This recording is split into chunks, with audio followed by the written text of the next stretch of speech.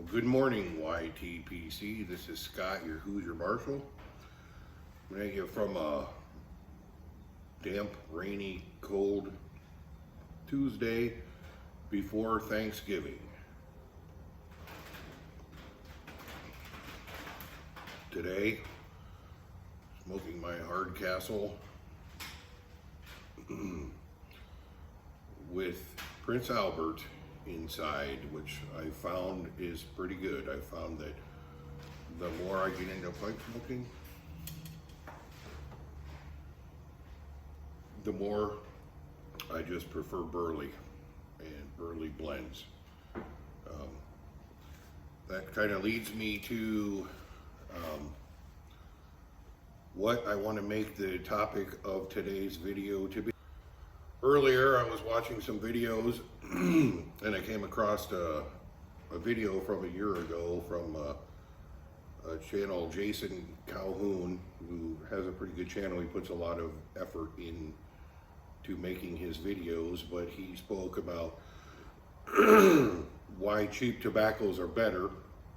Cheap tobaccos and cheap pipes are better. Excuse me. And in the end, at the end of the video, he made the point that smoking cheap tobacco in a cheap pipe makes you appreciate even more when you can smoke a good tobacco in a good pipe. So his video made me think about folks, the older generation, like my father, who used to smoke a pipe. And I've said in earlier videos, he always smoked half and half, which I don't like half and half. But it's one of the old Codger blends, and it was readily available, and that's what he smoked. It made me think of blends like Prince Albert, like Carter Hall, all the other ones that we all talk about and refer to them as Codger blends. But it made me think maybe those old timers were onto something. It was a different era then, and there was no internet. There was no just hopping on your computer or your phone and looking at the millions of different blends and different pipes that are out there that you can buy with the touch of your fingertips. That just wasn't available then, but they made do.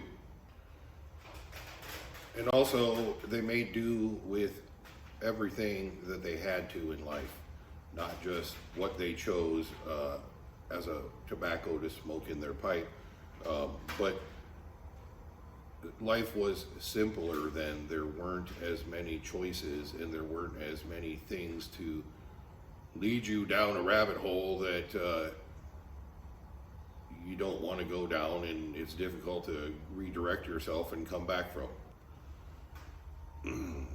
And I know I'm just as guilty as the rest of us, or the rest of you out there, that we've just become so accustomed to what we have today and the ease of everything that we don't stop and appreciate the simple things like a bowl of Prince Albert or Carter Hall or whatever you choose. We're so caught up in everything in life being so readily available, it's too easy for us. But I think if we just stop and reflect and think about what do we really need in our life, what do we need to make us happy, and if you look at the overall picture of it, there's not a whole lot. I mean, I'm drinking, it's morning time, smoking pipe in the morning. I'm drinking coffee. I'm just drinking black coffee. Do I really need to go to Starbucks or any of those coffee shops and drop, $7 on a cup of coffee? No, I can sit down and just make a cup of black coffee and smoke my pipe and enjoy myself. I think here lately I've been really getting into pipe smoking, and I have kind of jumped into purchasing more pipes, and you know, I find myself surfing the internet looking for better pipes and things that I think that I would enjoy and that look good, and I could relax and enjoy smoking.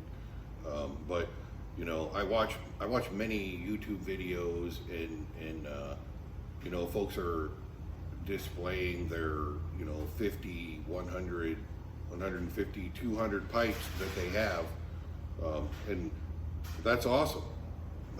I think that's good, but you know, when you look at the big picture of things, how many pipes do you need to enjoy smoking a pipe?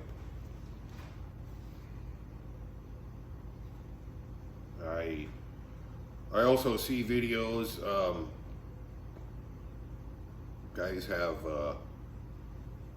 cellared many types of tobacco, and there again, I'm not saying that that's wrong, and that you shouldn't do that.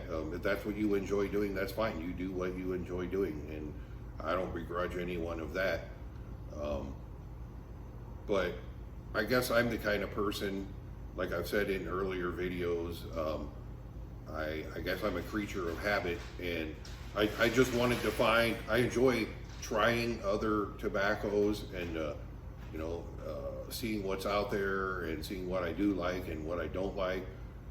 But like I've said before, I like to drink one kind of beer. That's mainly my staple beer that I drink. I think I've kind of narrowed it down that I don't have one particular pipe tobacco yet that I want to say this is my everyday staple smoke. But like I said, Burley's for me right now anyway, and maybe this will change later, because I have seen many of your videos with that, you know, you say I started out smoking an aromatic and then I went to this, and right now I'm just really into English blends, and I don't know, maybe that will come for me in the future, I don't know, but like I said, I haven't pinned one particular Burley brand that I really enjoy, but I'm finding that that is what I enjoy, the Burleys. But anyway, back to the topic of the video, or my main discussion in this video is maybe that's what's wrong with our world in general, and I think certainly with our country here in America. We've become lazy, we've become soft, we've had everything at our fingertips for way too long. We are raising a generation now who really don't know the value of hard work. Back to the video from Jason that I'd watched earlier, and at the end of his video, he was seeking out people to start a movement to go back to the basic things in life. And you know, that video was a year old, but he had a really good point there. I guess we just get too involved in the niceties and the ease that we have in our life today that we lose focus of what do we really need. And you know, making this video and the things that I talk about, and you know, like having a huge pipe collection, a huge stash of cellared tobacco, I'm not trying to offend anyone, because like I said, if that's what you enjoy, that's fine, do what you enjoy. I look at the accomplishments in my life. I'm 56 years old. I've had a good life. I've done stupid things that have set myself back in life. I've done things to get myself ahead in life, but that's life. When I sit back and I take an inventory of, you know, what I have accomplished in my life and what I have in my life, I feel good in knowing that maybe I don't have a lot, but what I have means a lot to me because I worked for it. I earned it. I've had, I guess, several different careers. I've done several different things for a living in my life. When I was a teenager in high school, I learned how to cut meat. I spent quite a few years as a meat cutter. I worked in a slaughterhouse to begin with. That took a little getting used to. Took you a little while to be able to stomach that, but it just becomes a job. I've spent time working in, a custom little butcher shop to being a meat cutter in grocery stores, and I actually enjoyed that. It can be really hard work, but the problem with it was that used to be considered skilled labor, and you were paid very well for it, but it got to the point where you just couldn't make any money doing it. You couldn't feed a family, and I knew that it was time to move on, find something else to do. And so at that point in my life, I had a friend that I was talking to about, needing to move on from what I was doing to something else to better support myself and my family. And I live in Northeast Indiana, and the largest industry here is the RV manufacturing industry. So he helped me get a job where he worked. And I remember for about the first 2 weeks of working there, I just thought to myself, man, I just screwed up. Why did I make this move? Extremely hard physical labor. You're working in a piece rate factory. You make money by pushing the units out the door, and that was well known.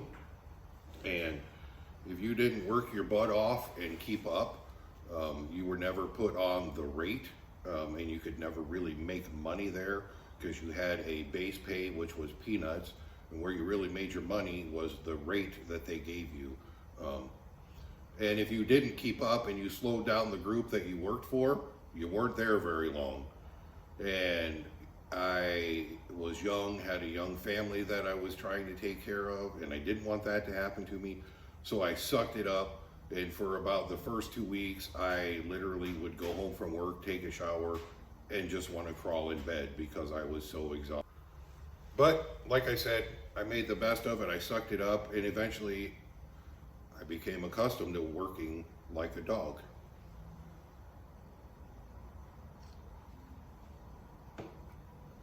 Now, they paid you if you worked like that. They paid you well, but after several years of doing this, I quickly realized that you look around the shop you work in, there's no old men there. It's a young man's world. And it's great when you're young and you can suck it up and you can run and move at the pace that you're expected to move. But as you get older, you realize, all right, I can't do this the rest of my life. My back hurts. Everything hurts from years of doing this. I cannot sustain this pace and retire from this job. So that's when I realized, well, I need to make another career change. What's a line of work I can get into and have a job that is a good paying, decently paying job that I can spend the rest of my life doing, because I don't want to just constantly be hopping jobs. And that's another thing that I see in today's world with younger folks. They're constantly changing jobs. Loyalty means, it seems anyway, that loyalty means nothing to them. Their loyalty or someone's loyalty to them, they're just loyal to what can you do for me. I've seen it. I've seen it in people that I work around, people that I've had work for me. it's just anymore. It's not about I am committed. I understand this is my career, and I will give you all that I can. Anymore, it's what's all that you can give me. So, eventually, I took some steps and eventually became a police officer, and spent time doing my job, and now I'm the chief. In Indiana, they have a two-tiered system, large cities and smaller towns, and if you're the chief of a police department in a smaller town in Indiana, your official title is actually the town marshal, hence Hoosier Marshal. And Indiana also has a two-tiered training system for a different academy for the large city police departments and then the smaller marshals departments. I have been to the Marshals Academy and the larger, what Indiana now calls the Tier 2 Academy. I've been to that too. But anyway, now it's been over 20 years of doing that for a living. And it has its challenges too. When you're a new young police officer, it's all great. You come out here and you're eager to do your job and you're excited, but give it time and it becomes a job like anywhere else you've ever worked. But I have enjoyed my career as a law enforcement officer, and I'm looking at 8 years in retirement. I could retire now, but I don't want to live off of my pension yet. And when I retire, I just want to be retired. I don't want to retire and then have to go get a job to sustain myself. That's not retirement to me. But I do have to say that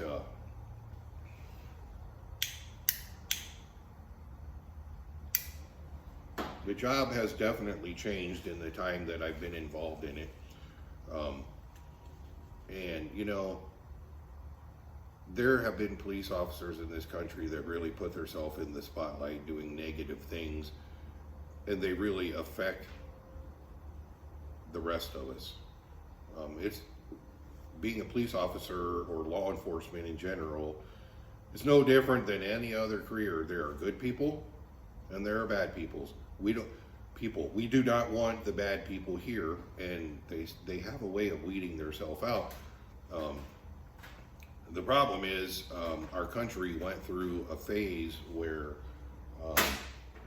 police officers, and we're not out of it yet, police officers were just looked at so negatively,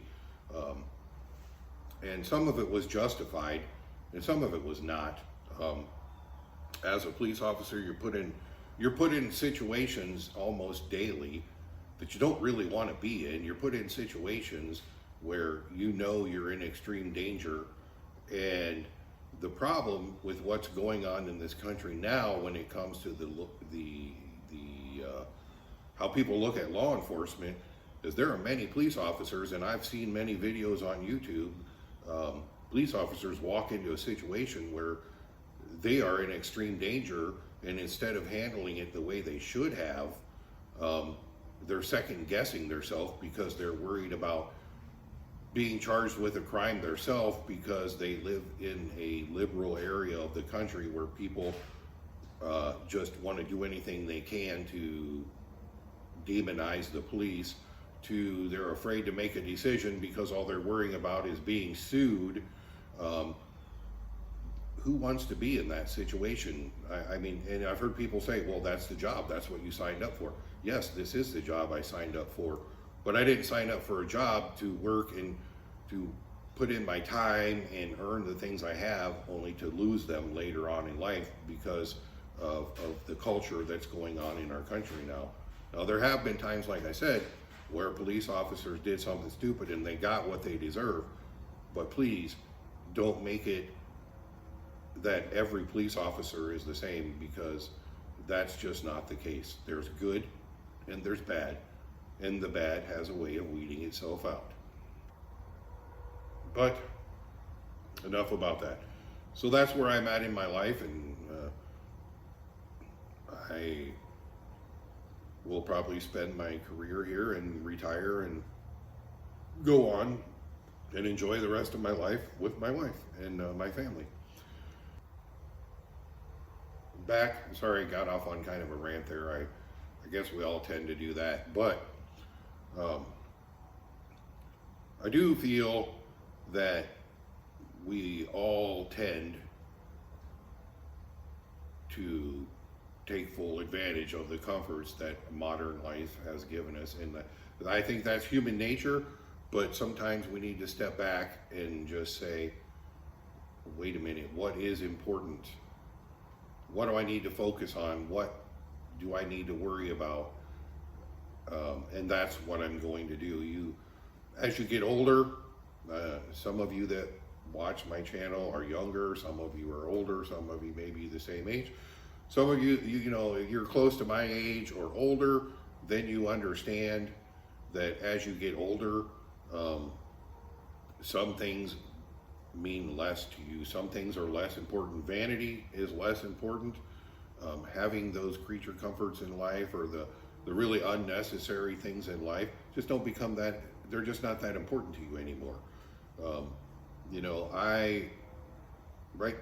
My family and spending time with my family, especially after losing a son in a car crash 2.5 years ago, that really put things in perspective in my life.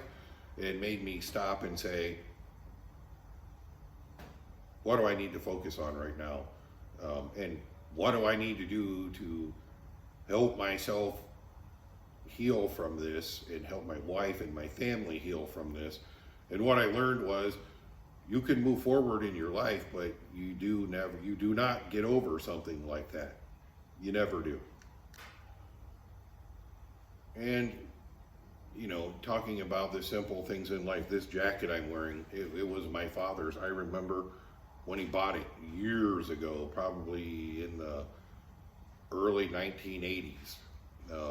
I was a teenager, but still lived at home. To me, my father was the ultimate simple man. He had basic things in life and made do with them. And I think it's only natural that, when you're a teenager, a young person, you tell yourself, I want to do better than this. I want more than this. I want my life to be different. Now that I'm older, I realize I didn't need my life to be different. It's good the way it is, because I'm living a simple life. So maybe you need to ask yourself, how can I get my life back to basics? How can I get my life a little stress-free? How can I just go back to being a simple person, and what do I truly need in my life? And you know what? If you tell yourself, I truly need as much of everything as I can get, then it's your life, go for it. But I think you'll find you can eliminate a lot of stress from your life, a lot of worries, and just make yourself feel better when you realize the simple life is the good life. All right, I don't want to make this video super long, and I'm not your pastor, your minister, your preacher. That's not my intention. It's just food for thought, and take it for what it is. One other thing, I watched a video, I think last week, from Randy the Ragamuffin Piper, and I think he touched on something that was pretty smart. He said that he started an account on Rumble and was going to be posting his videos there. So I have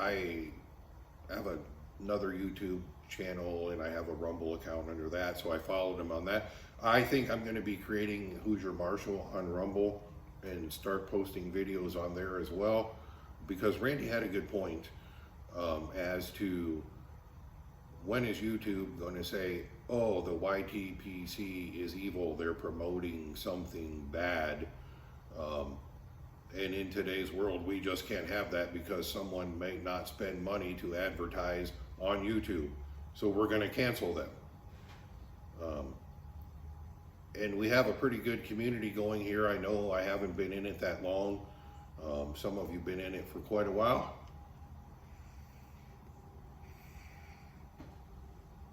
But I would hate to see it all come crashing down because someone was worried about the almighty dollar, rather than letting people be themselves and just have a video community to talk to each other and show what's going on in our lives. So